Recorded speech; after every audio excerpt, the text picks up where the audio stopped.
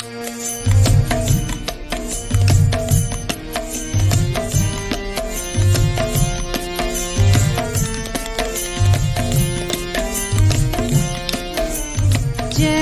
राधे जय कृष्ण जय वृंदावन रसिका मुकुता माही जय गोपीगण राधे राधे Radhe Hare Krishna, saudações a todos. Estamos dando início ao curso de formação e introdução em Bhakti Yoga em Nova Gokula. Vamos hoje falar sobre o tema o mestre e o discípulo e a necessidade de se aproximar de um mestre espiritual. Estamos no módulo 1, aula número 1. O tema é epistemologia. O que é epistemologia, né? Epistemologia também é conhecida como a teoria do conhecimento. É o ramo da filosofia que trata do estudo de como o ser humano ou a própria ciência adquire e justifica seus conhecimentos. Ou seja, é o estudo que procura encontrar quais as condições necessárias e suficientes para o resultado de uma afirmação específica. Ou seja, como alguém sabe, ou como alguém pensa que sabe, né? Então, no Bhagavad Gita 4.34, Krishna diz: aprende isso mediante submissão, indagação minuciosa e serviço. Os conhecedores ensinarão conhecimento a ti, pois viram a verdade. Então, segundo os Vedas, o conhecimento não é produzido neste mundo. A palavra Veda significa conhecimento. São textos ancestrais que tratam sobre os ramos de conhecimento essenciais para o ser humano.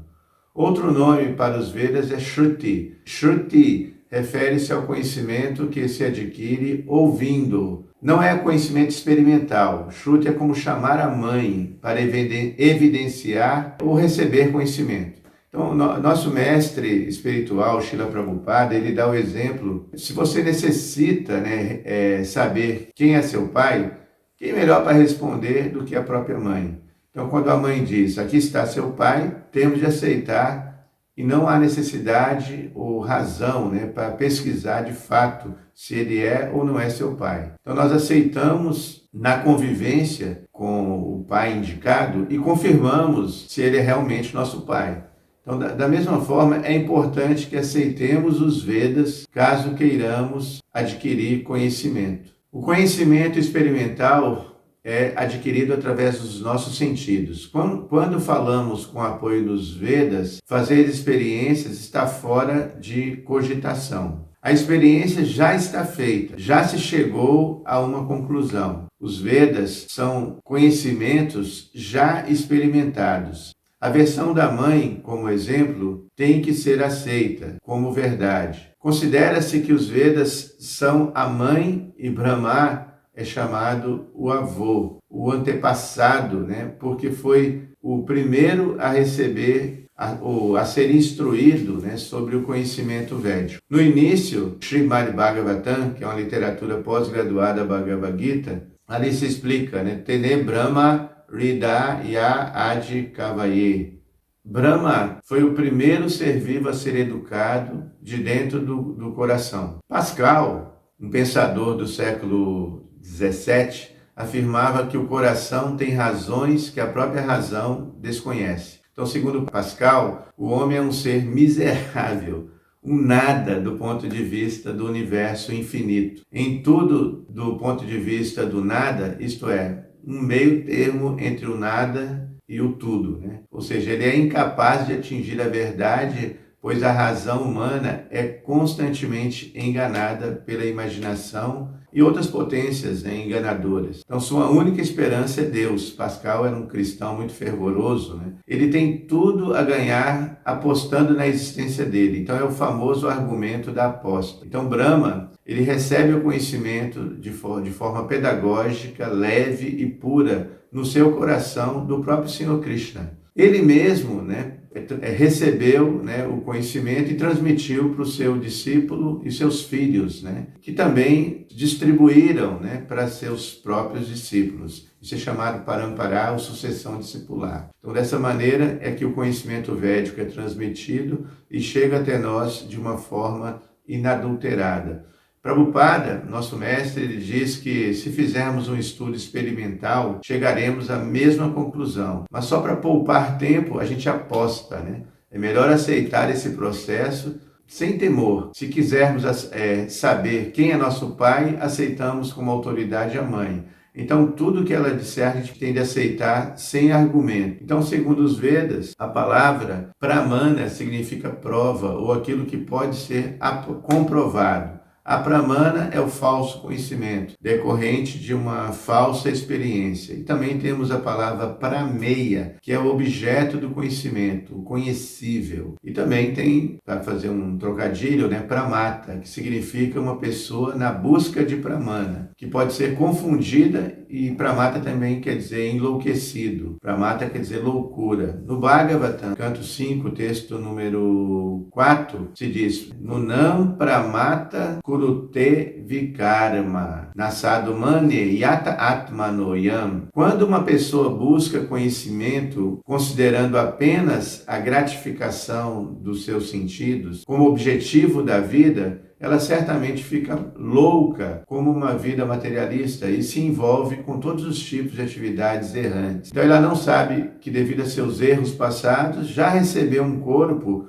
que, embora temporário, é a causa de problemas ou de sua própria miséria. Então, na verdade, a entidade viva não deveria ter assumido uma forma material, mas ela recebe o corpo material para gratificar, para tentar ser feliz. Então, esse texto, ele alerta dizendo que não é adequado para um homem inteligente, com conhecimento, envolver-se nas atividades de gratificação dos sentidos, porque perpetualmente isso vai acarretar corpos materiais um após o outro. Então, devemos aperfeiçoar nossas vidas com bons amigos, com boa associação. Então, segundo os Vedas, existem 10 tipos de evidências, dentre as quais há 3 principais, conhecidas tecnicamente como Pratyaksha, Anumana e Shabda. Pratyaksha é a percepção visual ou a percepção direta. Pratyaksha quer dizer evidência direta. E não é assim recomendada porque nossos sentidos são imperfeitos.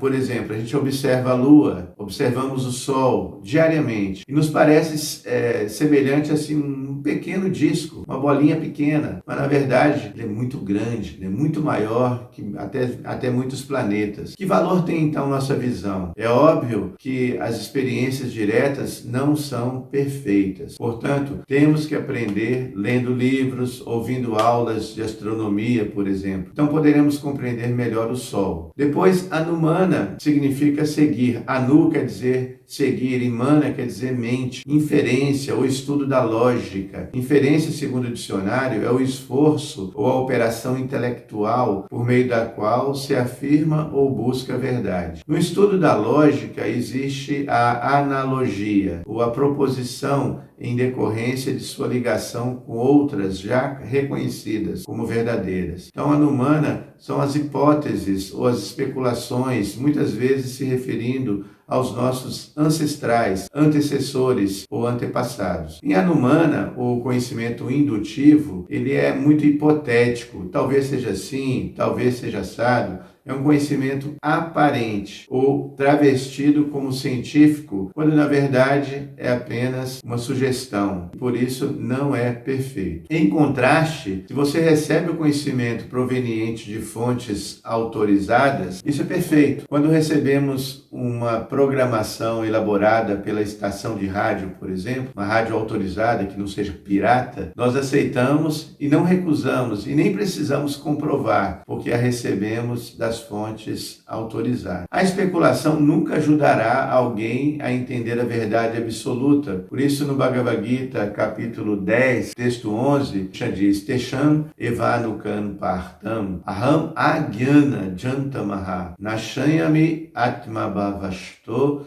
Jnana Dipena Bhashvata. Para eles, apenas por uma questão de misericórdia, de bênção, eu dissipo com a lamparina, uma lamparina brilhante do conhecimento, a escuridão que nasce da ignorância. Pois o hábito, porque Krishna diz que habita no coração da alma. Então Krishna diz para Arjuna, basicamente, que não há possibilidade de compreender a verdade absoluta, por meio de simples especulação. Pois a verdade suprema é tão grande, Deus é tão grande, que não é possível compreendê-lo ou alcançá-lo com esforços mentais ou anumana. Depois temos Shabda. Shabda é o som. Shruti é o conhecimento védico que é ouvido diretamente, ou seja, dedução, o processo descendente. O conhecimento védico chama-se Shabda Pramana. Então, Shruti é outro nome, que significa conhecimento que deve ser recebido através da recepção auditiva. Então, os Vedas ensinam que para compreender o conhecimento transcendental, temos que ouvir a autoridade. Shruti, existiam pessoas que eram conhecidas como Shruti Daras, ou seja, aquelas pessoas que ouviam tão atentamente que, ouvindo apenas uma vez, assimilavam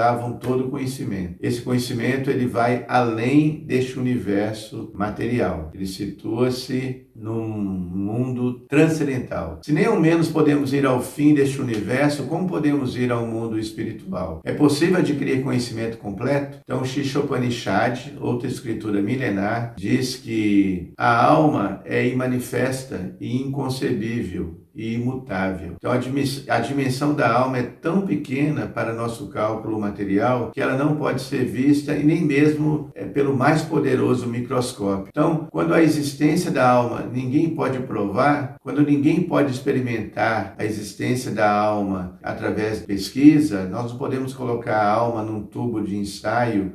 Além da prova do Shruti ou a sabedoria védica. A sabedoria védica é tudo, Temos de aceitar esta verdade, porque não há outra fonte que nos leve a entender a existência da alma. Não podemos colocar a alma, ou a consciência em um tubo de ensaio para a experiência. A metodologia ou os instrumentos da ciência servem para pesquisar elementos inferiores a nós. E às vezes só por vaidade, quando não conseguimos pesquisar e compreender algo superior, como por exemplo a consciência, a alma ou Deus, aí nós concluímos, não existe, Deus não existe, a alma não existe. Então há muitas coisas que temos de aceitar baseados unicamente na autoridade superior. Em outras palavras, a alma é inconcebível para o conhecimento experimental. A alma é consciência e consciente. Essa afirmação é dos Vedas. E temos que aceitar isso. Por isso, novamente, a gente cita o Bhagavad Gita 4.34, onde Krishna diz, aprende a verdade mediante submissão e indagação minuciosa. Então, o caminho da realização espiritual é difícil e por isso Krishna aconselha que nos aproximemos de um mestre genuíno.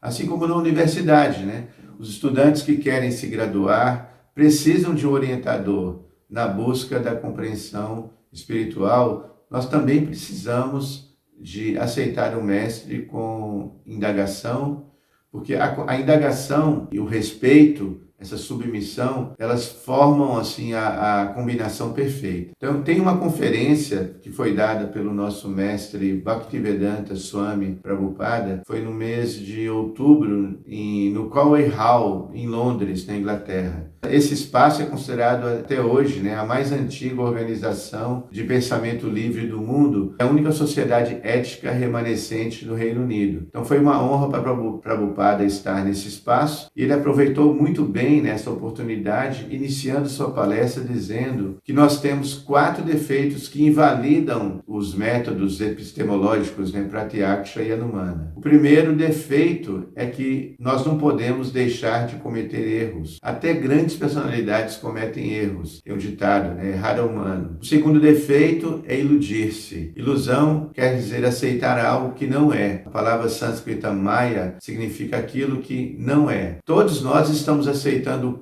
esse corpo como sendo o nosso eu verdadeiro. Se eu perguntar a identidade de alguém vai falar, eu sou o João, eu sou o Pedro, eu sou brasileiro, eu sou americano, eu sou rico, eu sou pobre. Mas tudo isso não passa de identificação física, corpórea. O terceiro defeito é a propensão a enganar. Todos são propensos a enganar os outros. Isso pode ser uma tolice, né? Porque se fazer passar por inteligente? Às vezes a pessoa pode se atrever a escrever livros de filosofia, sociologia, política, apesar de ter tantos defeitos. Então a pessoa vive enganando. Por fim, né, o quarto defeito aponta que nossos sentidos são imperfeitos. Por exemplo, podemos nos orgulhar de nossos olhos, mas o que é muito pequeno, o que está muito longe, não podemos enxergar. A gente vê, mas ao mesmo tempo não enxerga. Mesmo não conseguindo ver coisas próximas de nós, a gente desafia. Você pode me mostrar Deus? Muita gente desafia, lança esse desafio, né? Mas sem olhos jamais poderemos ver. Se de repente escurece, não conseguimos ver nada. Logo, até que ponto nós podemos ver? Por isso aceitamos os Vedas. Os princípios védicos são aceitos como verdades axiomáticas, pois não podem ter erro algum, não pode ser contestado, né? O conhecimento védico é a paurucheia, não foi elaborado pelo homem, mas revelado por Deus. Portanto, não tem falhas. Srila Prabhupada, ele fala, né, ele dá o exemplo muito interessante da sua experiência ali na Índia. Ele diz que se aceita que um estrume de vaca é puro, apesar de ser um excremento de um animal.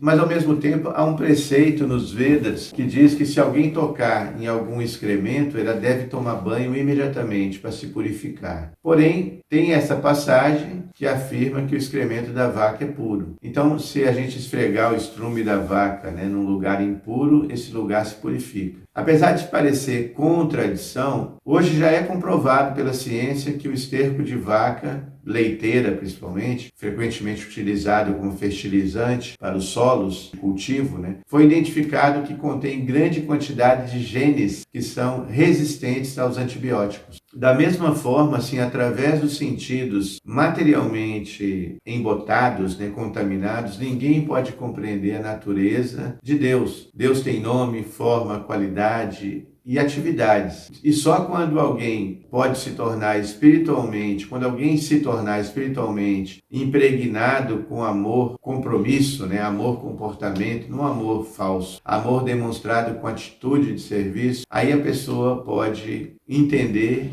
iniciar, né, a compreensão do nome, da forma, qualidades e atividades transcendentais do Senhor Krishna. Agora, erudição mundana não pode ajudar ninguém. É preciso ser dotado de conhecimento realizado pela graça de Krishna. Então, uma alma que é satisfeita com conhecimento e sabedoria, que se situa no topo, né, com os sentidos subjugados, aí se diz que essa pessoa está conectada, que é um yogi, para quem, assim, barro, pedra, ouro são iguais. Então, ter conhecimento teórico sem percepção da verdade suprema é inútil. Krishna só pode ser entendido através de uma apresentação pura e motivada da sucessão de mestres, da sucessão discipular. Então, a personalidade de Deus, né, Krishna, ele diz: ensinei esta imperecível ciência da yoga ao Deus do Sol, Vivashwan,